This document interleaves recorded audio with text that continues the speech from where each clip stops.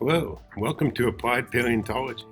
This is a class designed for geologists to give you the tools you need to utilize the fossil record, solve issues, or explore exciting new topics.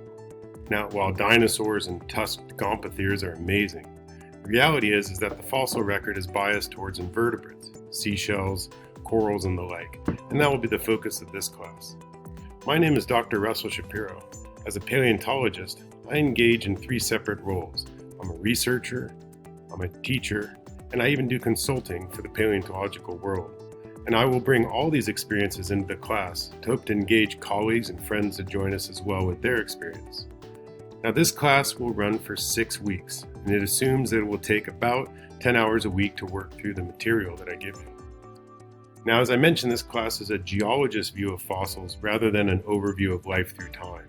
And the class is broken down into 3 main themes: paleobiology, foundation of the data, and fossils as geologic data.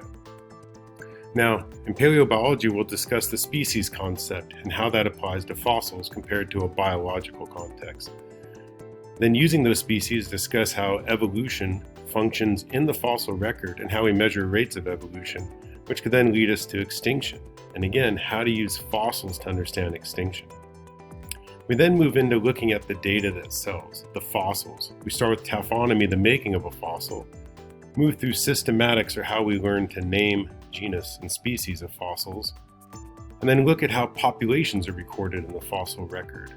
And ultimately, with these unique shapes, and particularly with these extinct organisms we don't know about, how the variation of their skeleton and their functional morphology might impact the way they got through life. The final part is actually using fossils as geologic data. And we'll start by looking at Lagerstätten, these amazing locations where fossils are really well preserved. We then move into the topic that most people associate with paleontology, that is biostratigraphy, or using fossils to age-date rocks and correlate rocks. From there we move into paleoecology. What can we learn looking at the behaviors or the distribution of organisms to understand how they interacted with themselves and their environment?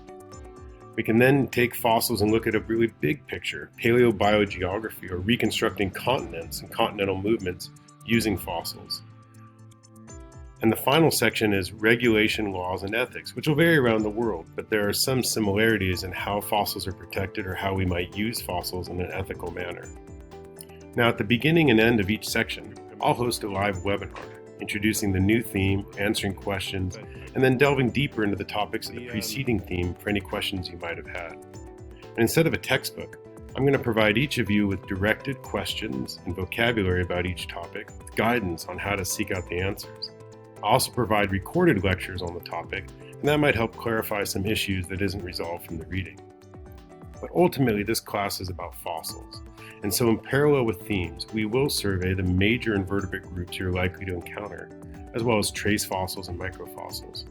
And you will be provided with a manual that I'm going to write that covers each group and also provides exercises to check on your knowledge and understanding of the material.